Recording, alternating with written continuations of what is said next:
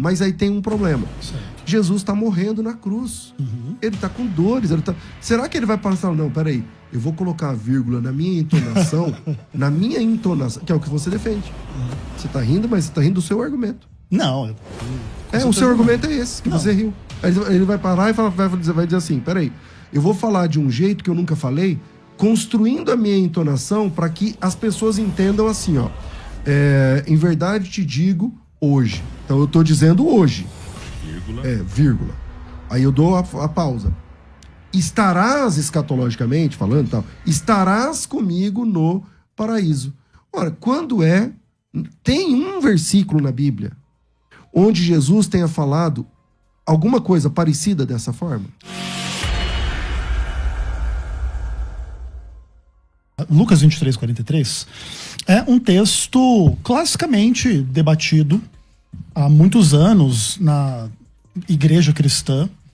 E, inclusive, nós temos algumas questões importantes para que o ouvinte leve em conta na hora de interpretar o texto.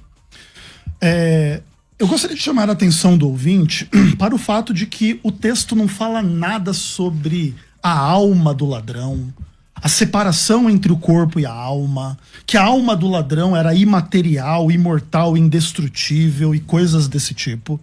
De maneira que a leitura popular e tradicional desse texto, ela simplesmente baseia-se em nada. Da perspectiva de uma descrição técnica do que acontece com a pessoa quando ela morre ou não. Mas além disso, existe um outro problema. A palavra de Deus, ela não é silenciosa quanto ao que acontece com a pessoa quando ela morre. Você tem uma descrição muito clássica lá em Eclesiastes capítulo 9, dizendo que o morto não sabe nada, ele não tem amor, ele não tem ódio, para ele tudo pereceu, e etc. De maneira que, se a leitura tradicional de Lucas 23:43 fosse verdadeira, não é a igreja adventista, a Ellen White, o Ezequiel Gomes que estaria em erro, é a Bíblia.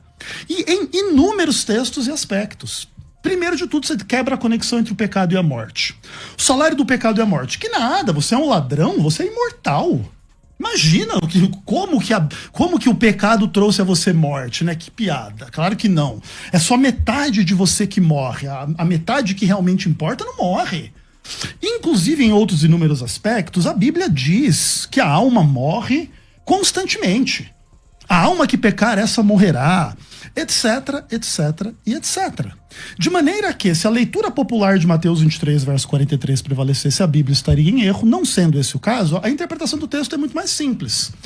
Existe uma discussão de crítica textual, existe uma discussão de pontuação desse texto, e a leitura adventista implica que Jesus afirmou naquele dia da cruz que no futuro o ladrão estaria no paraíso. Então o ladrão creu, foi salvo, será ressuscitado na ressurreição dos mortos salvos, e em função disso estará no paraíso. A palavra de Deus se cumprirá. Jesus não mentiu, não enganou e não ensinou nesse texto imortalidade da alma, inclusive porque o texto nada fala a esse respeito. Ok, pastor Ezequiel, só para os ouvintes ficarem situados, então a opinião do senhor é que esse homem, ele está será morto, salvo, mas ele só entrará no céu na ressurreição. Perfeito. Ok, pastor César, por favor, fica à vontade. Bom, vamos lá. Pela primeira fala do pastor Ezequiel, eu imagino que ele vai distorcer o tema do debate para falar sobre a pós-morte, né? A escatologia da morte, né? O que acontece depois da morte e tal, que não é o nosso tema. Então, o nosso tema não é esse. O nosso tema é o seguinte. Vou ler aqui até como está no YouTube. O ladrão na cruz, o ladrão arrependido, né? O padre Antônio Vieira, ele falava o bom ladrão. Tem um livro chamado O Sermão do Bom Ladrão. Então, o bom ladrão, né? O ladrão que se arrependeu no último dia, né? O ladrão que se arrependeu. Ele foi para o paraíso no mesmo dia, à luz de Lucas 23:43. Esse é o tema. Então, eu gostaria que eu não estou correndo o outro tema, porque o outro tema é até mais interessante, ele é mais amplo, né, o outro tema. Mas eu gostaria de trabalhar esse tema, e aí a gente pode marcar um outro dia para falar sobre essa questão de Eclesiastes 9. Você fez uma leitura superficial de Eclesiastes 9, né? Quando você cita, ele fala, o morto não tem nada, tal. É verdade, mas lá tá escrito que é do ponto de vista debaixo do sol. Então, quando você morre, você não vê mais nada mesmo aqui, você não trabalha e tal, nem nada. Mas, então não é essa perspectiva, né? O Eclesiastes 9 não é uma perspectiva de pós-morte, mas a Bíblia tem perspectiva de pós-morte, sim. Então, aí você começa dizendo assim, a Bíblia não fala nada sobre a alma do ladrão. Sua primeira fala. A Bíblia não diz nada sobre a alma do ladrão. E como é que Jesus vai levar esse cara para o paraíso? Independente se é naquele dia ou não. Porque eu vou defender que é no mesmo dia. Uhum. Mas se não é sobre a alma, como é que Jesus vai levar esse cara para o paraíso? Se a Bíblia diz que carne e sangue não é do reino de Deus. Se não é sobre alma, é sobre o que então? Então, é sobre alma, sim. É sobre a salvação eterna de uma parte do corpo, ou melhor, de uma parte do ser que resiste, que sobrevive à morte do corpo. E essa parte imaterial, porque o ladrão, na continuação da leitura, ele morre. Ele morre fisicamente. Inclusive, ele morre antes de Jesus, o ladrão. Porque ele tem as pernas... Não, Jesus morre antes do ladrão, desculpa. Jesus morre antes do ladrão. Mas ele tem as pernas quebradas para acelerar o processo da morte. Então, ele morreu. Como é que Jesus levou ele? Se é no mesmo dia, ou no outro dia, na outra semana, ou não chegou ainda esse dia, que é o que você vai defender, como que ele vai levar esse cara? Entendeu? Então, é sobre alma também. É sobre alma também. Agora, a leitura do texto, a leitura simples do texto, ela diz assim, Jesus respondeu, em verdade te digo que hoje estarás comigo no paraíso. E aí vai uma dica para os estudantes da Bíblia, das Escrituras. Respeite a Bíblia. Respeite a Bíblia. Não, porque se a Bíblia, se a leitura que os evangélicos fazem for essa, então a Bíblia está em erro, que é uma outra fala do Ezequiel. Então, o que a gente tem para trabalhar é o que está revelado. A teologia, a boa teologia é com base na revelação. Então, o que está revelado nesse texto é que Jesus Cristo disse para o bandido, para o ladrão que se arrependeu, em verdade digo que hoje estarás comigo no paraíso. Nós os teólogos, nós os estudantes, a gente que lute. Porque isso está revelado. Jesus Cristo disse para o bandido arrependido. O rapaz falou, eu não lembro a fala do rapaz, lembra-te de mim quando entrares no teu reino. Jesus falou assim, ainda hoje estarás comigo no paraíso. Agora, como esse texto se encaixa na nossa teologia humana, no nosso entendimento sobre o resto dos textos, é problema nosso. Isso é problema teu, cara, problema meu. Entendeu? Está revelado. A gente vai da revelação para compreensão. E não da compreensão para revelação. Eu não posso abrir o texto bíblico a partir da minha compreensão e fazer com que o texto bíblico encaixe-se na minha compreensão. Não, é o contrário. Eu vou à revelação. O que está na Bíblia é revelação. Está revelado isso? Tá. Então agora a gente que lute, com todo respeito, para a gente encaixar isso na nossa compreensão. Pastor Ezequiel, o senhor pode ficar à vontade para fazer o contraponto. Ok, então o que acontece? Se o que importa é o que está revelado, nada nesse texto está revelado sobre uma alma imortal. Nada nesse texto está revelado sobre uma alma imaterial. Nada nesse texto diz que a compreensão correta do que aconteceu com o ladrão implica que ele morreu, mas não morreu, porque metade dele é imortal, porque esta metade nunca poderia morrer sob nenhum aspecto, a despeito de ser uma alma pecadora, de uma pessoa pecadora, e coisas desse tipo. De maneira que considerar o que a Bíblia diz a respeito desse tema é o que é revelado é absolutamente natural quando se explora o texto. Então, por exemplo, vamos tratar aqui com uma hipótese. Vamos supor que, de fato, a sua tradução da Bíblia estivesse correta e Deus, em Cristo, prometeu ao ladrão estar naquele mesmo dia no paraíso. Vamos trabalhar com, com uma hipótese que eu, obviamente, não concordo, porque ela não está de acordo com os dados bíblicos, de que, Vamos dizer que Jesus Cristo ressuscitasse aquele homem naquele mesmo dia e o arrebatasse para o paraíso em carne e osso, da mesma forma como hoje Jesus está no paraíso em carne e osso. Que Jesus ressuscita com corpo e sangue e corpo literal, né? O que ele, inclusive, fala para os discípulos: coloque aqui, ó, pegue em mim porque eu estou vivo e não é uma alma, não é uma coisa do tipo. Vamos trabalhar com essa hipótese, que mesmo Jesus tivesse ressuscitado no mesmo dia da sua morte, o ladrão também, e os dois tivessem ido ao paraíso ressurretos. Essa seria uma explicação plausível para a noção do que hoje você vai estar no paraíso. Porque isso é uma questão que está de acordo com o que a palavra de Deus ensina de forma ampla. Agora, em nome desta linguagem, inferir uma antropologia absolutamente antibíblica, que nega a conexão entre o pecado e a morte, que torna o pecador imortal para que ele esteja no paraíso, porque tem que ser óbvio que aqui é uma alma, isso é ferir as escrituras. Isso é não ler o que está na revelação. Isso é você ir contra o que está revelado e inferindo sobre a palavra de Deus o que a palavra de Deus não diz claramente. Muito pelo contrário, o que a Bíblia diz o oposto. A alma que pecar, esta morrerá. Esse ladrão é uma alma imortal, sem pecado.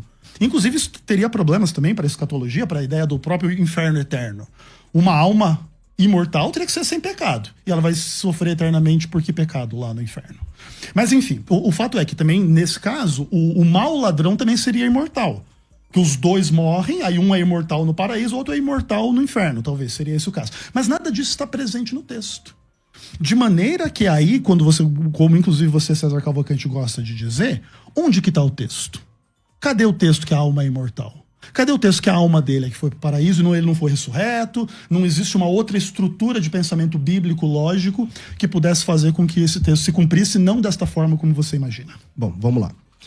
Em primeiro lugar, pelo que eu entendi, você vai defender a ideia de que para ele entrar no paraíso, ele precisa primeiro da ressurreição. Sim, perfeito. Tá. Aonde está isso nesse texto? Isso não está nesse texto. Então isso está na palavra de Deus em outros contextos. Não, aonde está no texto que haveria necessidade desse cara ressuscitar para entrar no paraíso? Essa é uma compreensão doutrinária, isso não é uma exegese então é uma do texto. compreensão pessoal sua. E, okay. assim como a sua de que é a alma que saiu ali. Não, calma aí. A minha não é uma compreensão. Claro que é. Vamos lá, eu fiz uma pergunta. Como Jesus disse pro ladrão que ele vai levar o homem para o paraíso? Como seria esse levar? O texto com carne e osso? O texto não diz. Então, como seria? O texto não diz. Então, no mesmo dia, ele disse assim, em verdade... E essa não é a leitura então vamos necessária lá. do texto. Porque você diz assim, ó, se a sua tradução estivesse correta e tal, então vamos lá. Vamos levar esse bate-papo aqui para além das traduções.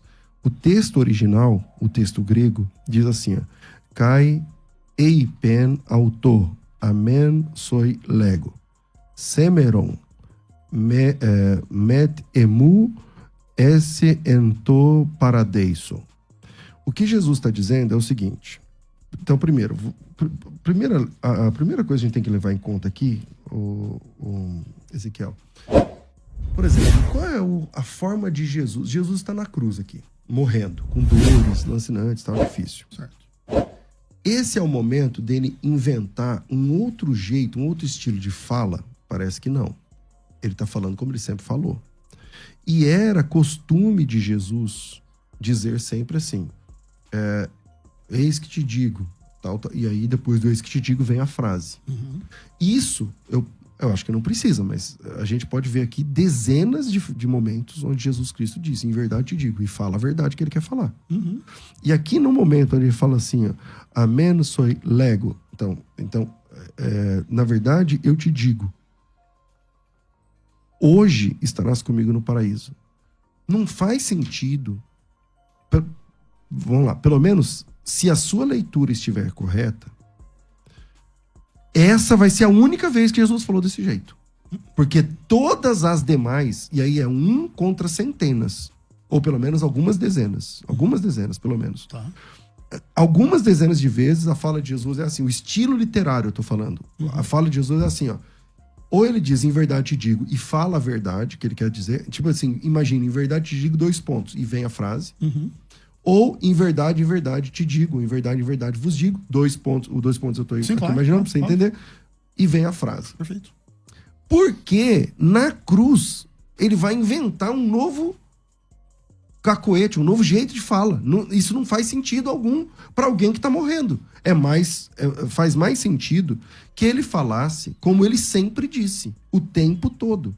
Inclusive na última semana. Na última semana ele fala essa frase várias vezes. E aí ele diz, em verdade te digo, hoje estarás comigo no paraíso. Tá. Quando Jesus diz isso, ou você tem de reinterpretar o próprio estilo de Jesus, dizendo que eu não sei quantas vezes, tá? Mas vamos dizer que seja 30 e poucas vezes. Certo. Onde ele fala de uma mesma maneira. Uhum. Então você coloca numa balança essas 30 e poucas vezes. Tá. E uma única na outra. Mas aí tem um problema. Certo. Jesus está morrendo na cruz. Uhum. Ele está com dores. Será que ele vai passar? Não, peraí. Eu vou colocar a vírgula na minha entonação. Na minha entonação. Que é o que você defende. Uhum. Você está rindo, mas você está rindo do seu argumento. Não. O seu argumento é esse, que você riu. Ele vai parar e vai dizer assim, peraí, eu vou falar de um jeito que eu nunca falei, construindo a minha entonação para que as pessoas entendam assim, ó. Em verdade te digo hoje. Então eu tô dizendo hoje. Vírgula. Vírgula. Aí eu dou a pausa.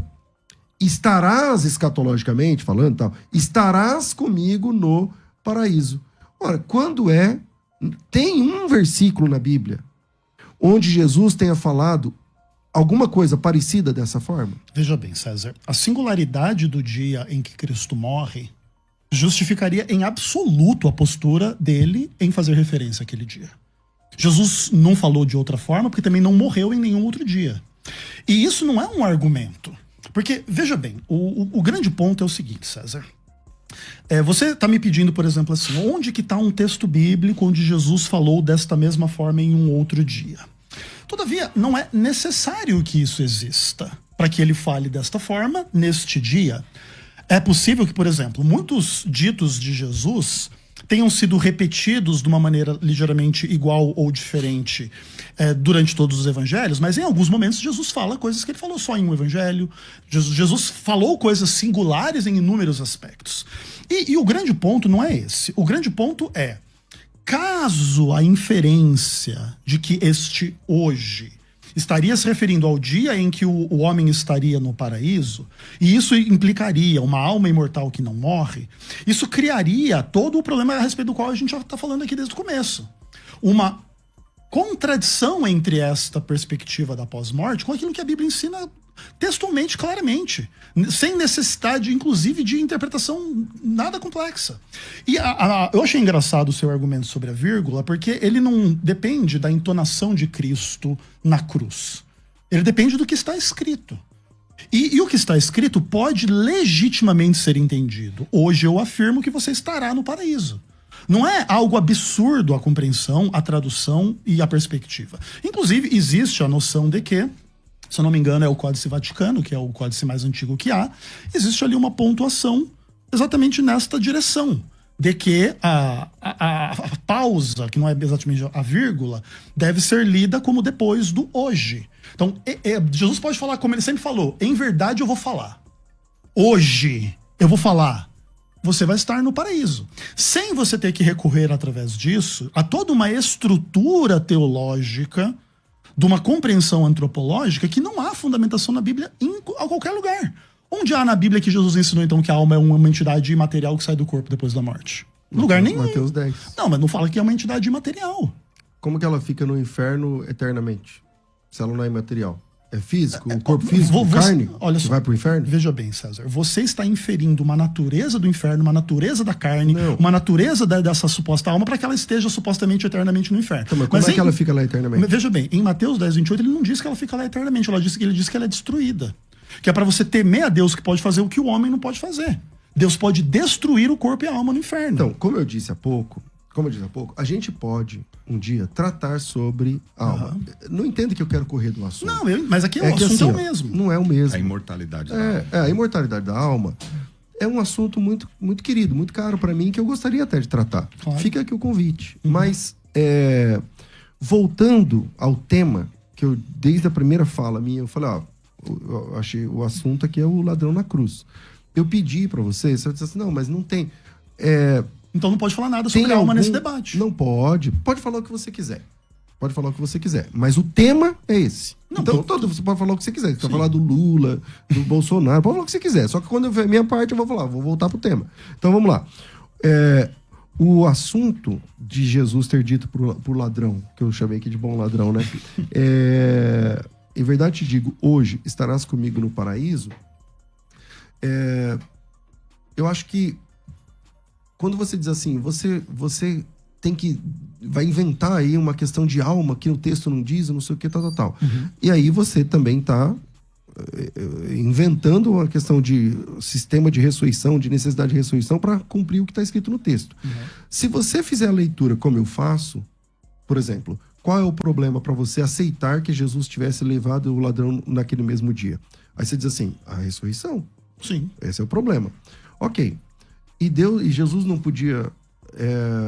se isso é um problema para você, isso não podia ter acontecido? Eu não estou dizendo que aconteceu. Uhum. Eu estou dizendo que o texto diz assim, ó, em verdade te digo, hoje estarás comigo no paraíso. Para mim, não aconteceu a ressurreição. Certo. E esse texto se entende metafísico. Tá. Não é um texto de carne e osso, tá certo? Esse cara está lá no paraíso. Tá. Por exemplo, o apóstolo Paulo também esteve no paraíso. Ele teve o corpo transformado e ele ressuscitou dos mortos para estar no paraíso de forma metafísica, de forma espiritual, conforme a segunda carta de Paulo aos Coríntios, capítulo 12. Mas ele estava vivo, né? Não morto. O ladrão também estava vivo quando Jesus prometeu. Não, sim, mas em tese ele estaria morto e no paraíso ao mesmo tempo. Daí não é a mesma experiência de Paulo, né? Posso aceitar, não tem problema. Mas a pergunta é, se o problema para você... Porque o meu problema é assim, Ezequiel. Mudar o texto bíblico. Não. Dizer que Jesus disse, ó, então eu te digo hoje, como ele nunca falou, não é o estilo de Jesus, só por causa das nossas doutrinas, não é um caminho para mim viável. Então, e se Jesus tivesse ressuscitado o rapaz para levá-lo? Qual o problema? Daí tudo bem. Então o texto tem que ser majoritário. O texto tem que ser respeitado. Eu não tenho... Concordo. Eu não tenho direito de forçar o texto a dizer o que ele não está dizendo. Mas eu não estou forçando o texto, César. Então, quando você diz que Jesus prometeu para o ladrão levá-lo, mas não o levou, pelo menos naquele dia, porque a promessa de Jesus é essa. É que a minha primeira fala foi exatamente o oposto, César. A minha primeira fala é, Jesus não mentiu no que ele falou. Ele avisou naquele dia, ele decretou naquele dia, ele prometeu naquele dia que o ladrão estaria com ele no paraíso. Vai chegar um dia que esse ladrão vai ser ressuscitado dos mortos e vai estar com ele no paraíso. Tá perfeito. Então, mas você tem alguma documentação que mostra essa ideia? Você falou do Vaticano, né? Códice Vaticanos. É verdade, ele é bem antigo. Mas vale a pena estudar um pouco sobre isso, que o sistema de pontuação, sim, ele é tardio. Concordo. Então o Códice Vaticanos, ele não tem... Não, ele não é autoridade. Ele não tem essa... Mas o que é interessante do Códice Vaticano é que é o manuscrito mais antigo que nós temos e ele pontua desta forma e não da forma tradicional. Mas o que é mais importante para mim, César, é assim, que as pessoas entendam... Você sabe que 90%, ou talvez mais, 99% dos manuscritos gregos não colocam vírgula aí. Sim, porque os outros têm todos pontuação. Sim, perfeito. E todos eles vão colocar vírgula antes do hoje. Perfeito. Na verdade, te digo. Isso, e é interessante que o Códice Vaticano é o mais antigo e coloca diferente, mas isso é bem interessante mesmo.